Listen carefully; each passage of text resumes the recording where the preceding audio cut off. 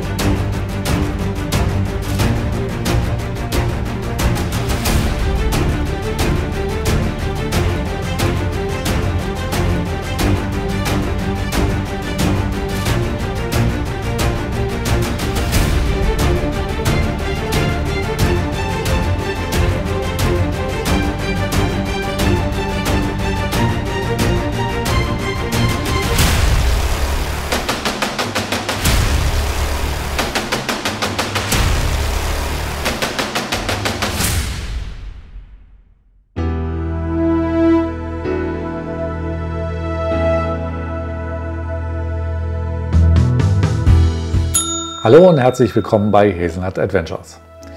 Nachdem wir die Grenze überfahren haben, kommen wir jetzt nicht unbedingt auf Straßen, sondern eher auf Pisten weiter und wollen in die Hauptstadt Kirgisistans nach Bischkek fahren. Dabei müssen wir Richtung Karakol und Temirkova fahren, und das sind etwa gut 200 Kilometer Tagesstrecke, und ich hoffe, dass wir die auch einigermaßen gut schaffen werden. Pause machen wollen wir dabei in Karakol. Bevor wir dann weiterfahren, kleiner Hinweis noch in eigener Sache: Wenn euch insgesamt diese Reise interessiert, und wir planen sie ja im Moment, und wenn ihr wissen wollt, wie es weitergeht, wenn ihr wissen wollt, wann wir losfahren, und wenn ihr auch uns begleiten wollt auf der Reise, dann abonniert bitte unseren Kanal, klickt auf die Glocke, dann bekommt ihr immer Infos zum neuesten Video. Und wenn euch dieses Video am Ende gefallen hat, dann bitten wir auch um einen Daumen hoch. Das würde uns dann auch ein bisschen unterstützen. Im Übrigen wollen wir, wenn wir dann auf der Fahrt sind, alle 3 Tage ein neues Video hochladen. Natürlich ist es im Moment noch so, dass die Internetversorgung in diesen Gebieten, wo wir jetzt überall schon waren, beziehungsweise auch noch hinkommen werden, jetzt nicht sonderlich die beste sein wird. Wir arbeiten da an einer Lösung, die sicherlich auch in den nächsten 1-2 Jahren zur Verfügung stehen wird. Die ersten Versuche dazu sind schon getan worden. Dazu werde ich demnächst auch noch mal ein weiteres Video dazu machen. Auch werde ich versuchen, die ein oder andere Live-Schaltung dann aus den Bergen zu machen. Das wird sicherlich dann auch mal was ganz Besonderes. Da könnt ihr euch auch drauf freuen. Deswegen schön unseren Kanal abonnieren. Da werdet ihr dann durchaus was erleben. Karakol ist eine Stadt von etwa 70.000 Einwohnern. Sie liegt ungefähr 386 Kilometer von Bischkek entfernt, also östlich von Bischkek. Sie liegt 5 Kilometer südlich des östlichen Endes des Issyk-Kol-Sees und somit etwa 150 Kilometer von der heutigen chinesischen Grenze auf einer Seehöhe zwischen 1690 und 1825 Meter. Sie ist die administrative Hauptstadt des Gebiets Issyk-Kol und ist nicht zu verwechseln mit der weitaus kleineren Stadt Karakol im Gebiet Jalalabad. Durch die Stadt fließt der gleichnamige Fluss Karakol. Karakol hat aufgrund seiner strategisch wichtigen Lage an einem der Pässe, wo die Seidenstraße über den Tian Shan führt, eine lange Geschichte als Handelsplatz. Zu Beginn des 19. Jahrhunderts dehnte sich das Khanat Kokand bis zum Issyk-Kol aus. Die kirgisischen Stammesführer konnten dem militärisch starken Khanat keinen Widerstand leisten und suchten deshalb Hilfe bei den kasachischen Stämmen, den Russen und den Chinesen.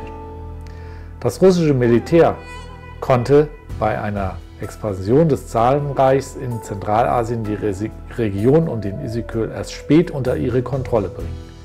Im Jahre 1869 wurde Karakol zu einem russischen Verwaltungszentrum mit Stützpunkt der Kosaken. Die Stadt selbst wurde am 1. Juli 1869 gegründet und entwickelte sich, als Forschungsreisende in die Gegend kamen, um die Gebirgsregion zwischen China und Kirgisistan zu erforschen.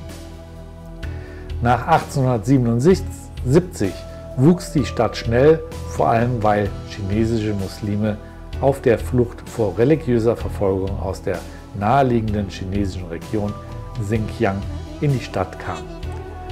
Hier errichteten sie eine Moschee ganz aus Holz, angeblich ohne einen Nagel zu verwenden. 1888, als der russische Militär und Geograph Nikolai Przewalski während der Vorbereitung zu einer Forschungsreise nach Tibet in Karakol am Typhus gestorben und dort begraben worden war, wurde die Stadt zu seiner Ehre in Przewalsk umbenannt.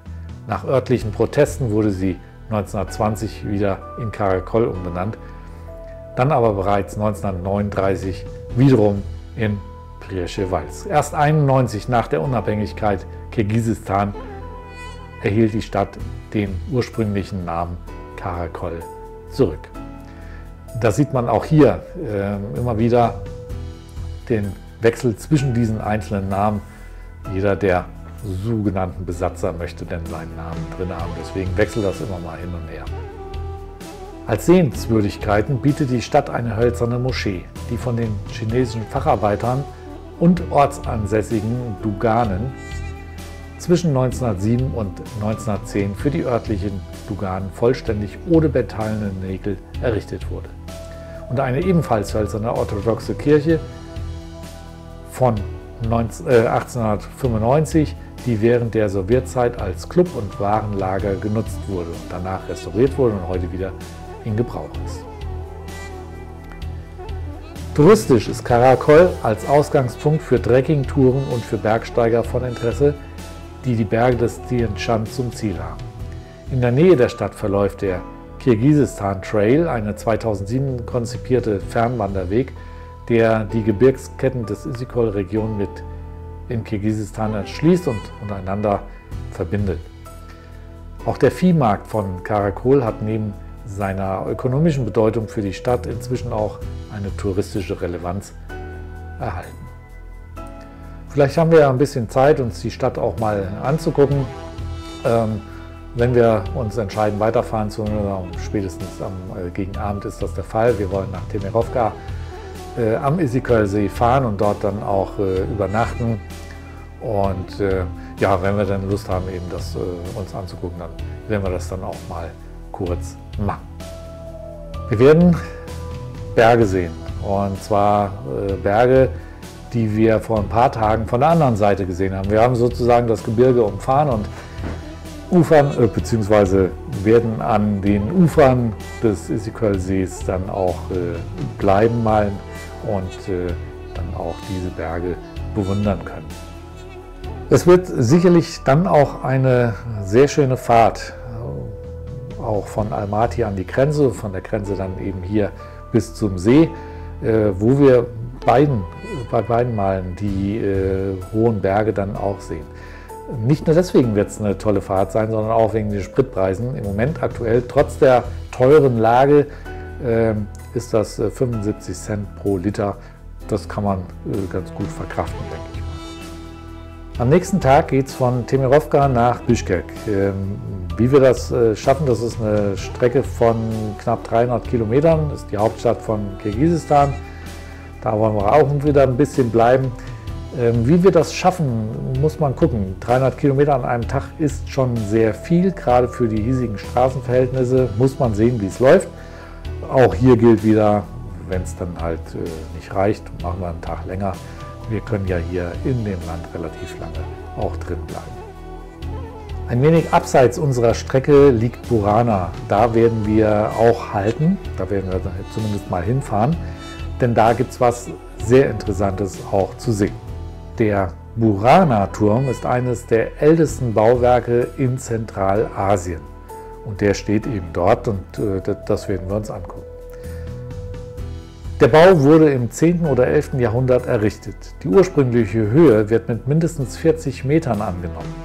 Der obere Teil wurde jedoch durch ein starkes Erdbeben zerstört und abgeworfen und übrig geblieben ist noch ein 21 Meter hoher Turm und die Anlage um den Turm mit Resten einer doppelten Wehrmauer, weiteren Gebäuden und Fragmenten von Wasserleitungen wird den Karachaniden zugeschrieben und ist heute ein Museum. Das, was wir auf dieser Reise lernen werden, ist sicherlich die Namen dieser ganzen Städte richtig auszusprechen. Ich freue mich schon drauf. Ja, wenn wir uns diesen Turm angeguckt haben, geht es dann weiter über Schotterpisten Richtung Bischkek. Dort werden wir im Talans Gasthaus unterkommen. Da sind auch Hunde natürlich willkommen, wie auf allen Hotels, die wir bisher ausgesucht haben. Wir bleiben dort 2 Nächte, denn wir wollen am nächsten Tag ja auch ein bisschen was von der Stadt dann sehen. Bischkek ist die Hauptstadt von Kirgisistan und das wissenschaftliche, wirtschaftliche und kulturelle Zentrum des Landes. Die ca. 8 Meter hoch gelegene Stadt im Nordwesten des Landes ist im Chui-Tal am Fuße des zum Tian-Shan-Gebirge gehörenden kirgisischen Alatau, blickt auf eine lange Geschichte als Handelsstation und Karawanserei an der Seidenstraße zurück. Dort in Bischkek werden wir eine ganze Reihe von Museen, Denkmälern sehen können, die wir dann auch besuchen können. Parks gibt es dort eine ganze Reihe und alles relativ günstig dann auch zu haben. Es gibt auch ein zoologisches Museum und eine Philharmonie, auch da ebenfalls relativ günstige Eintrittspreise. Viel interessanter ist jedoch der Osh Bazar westlich der Innenstadt. Das ist einer der größten und der bunteste Bazar, den wir hier in Bischkek eben haben. In der Chui-Straße gibt es zudem viele Geschäfte, ein paar größere Einkaufszentren, zum Beispiel die Beta-Stores und das Chum. Letzteres ein 6-stöckiges Einkaufszentrum voll kleiner Läden im Erdgeschoss und Untergeschoss dominieren da die Handy-Zubehörgeschäfte, dann Bekleidung, Foto und im obersten Stock Touristen-Kitsch-Läden, wo man dann diverse Sachen kaufen kann. Im Gegensatz zu solchen Geschäften an anderen Orten der Stadt werden hier natürlich verdammt hohe Preise verlangen, 2- bis 3-fache von dem, was man woanders dann auch bezahlt. Touristen, Abzocker halt. Zur Sicherheit in Bischkek müssen wir auch noch ein bisschen was sagen. Die Straßenbeleuchtung ist relativ schwach und gering. Hier gibt es zahlreiche Schlaglöcher, deswegen sollte man, wenn wir nachts fahren müssen, ordentliche Beleuchtung haben und die Straße ausleuchten, damit wir hier nicht in so ein Schlagloch reinfallen. Besonders um diesen Osh Bazar, von dem ich eben schon mal kurz gesprochen habe, gibt es viele falsche und echt aussehende Zivilpolizisten oder auch Polizisten halt, die bei Drogensuche auch die Taschen von Reisenden durchgucken wollen und mit Taschenspielertricks dann auch ein bisschen plündern. Da muss man natürlich dann entsprechend auch aufpassen. Man muss die vorgezeigten Ausweise durchaus mal ein bisschen genauer betrachten. Echte kirgisische Polizeiausweise bilden die immer uniformiert ab. Ja, also da kann man so ein bisschen zumindest mal erkennen. Im Zweifelsfall hinsetzen und auf Mitnahme in die Polizeistation hoffen. Und wenn man dann nicht mitgenommen wird, dann war es ein falscher Polizist. Also da muss man durchaus ein bisschen aufpassen. Sogenannten Polizisten sprechen für lokale Verhältnisse ein sehr gutes Englisch. Auch hier empfiehlt es sich lediglich die Kopie eines Passes, also unseres Passes, und ein Sichtvermerk mitzuführen und vorzuzeigen. Echte Polizisten akzeptieren das anstandslos. Auch in den Wechselstuben muss man aufpassen, da bekommt man relativ viele Scheine und schlechte Wechselstuben erkennt man daran, dass man sehr viele ganz kleine Scheine bekommt und man das dann entsprechend nicht nachzählt. Dann fehlen dann meistens ein paar. Da sollte man mal gucken, und wenn man das dann nachzählt und dann ja, bekommt man das natürlich entsprechend, weil man dann aus Versehen ein bisschen was vergessen hat. Spannend insgesamt, aber man muss halt aufpassen. Seriöse Wechselstuben finden sich im Bereich der Kreuzung Moskowskaja und Sowetskaja Straße und da kann man dann auch sicher wechseln. Jeder unserer Gruppe kann die Stadt natürlich selbst erkunden, das wird der eine oder andere sicherlich auch tun und da auch sicherlich der eine oder andere tolle Restaurant erkennen. Große Gastfreundschaft in Kirgisistan, da kann man also hier sicherlich was Gutes finden. Unser Hotelbetreiber wird dann da auch sicherlich das eine oder andere Interessante zu sagen können. In den letzten Tagen sind wir dann wieder 500 Kilometer gefahren. Dazu kommt der eine oder andere Kilometer in Bischkek, wenn man eben nicht die öffentlichen Verkehrsmittel benutzen will. Zum Ziel sind es dann jetzt noch 8.600 und ein paar zagte Kilometer. Aber auch hier glaube ich langsam, dass es eben nicht reicht. Wir werden wahrscheinlich noch den einen oder anderen Kilometer mehr machen. Aber schauen wir mal. Im nächsten Planungsvideo geht es weiter durch Kirgisistan. Wo es genau hingeht, erfahrt ihr dann. Es wird auf jeden Fall weiterhin interessant und es wird auch langsam hoch hinausgehen. Deswegen bis zum nächsten Mal, bleibt weiterhin gespannt.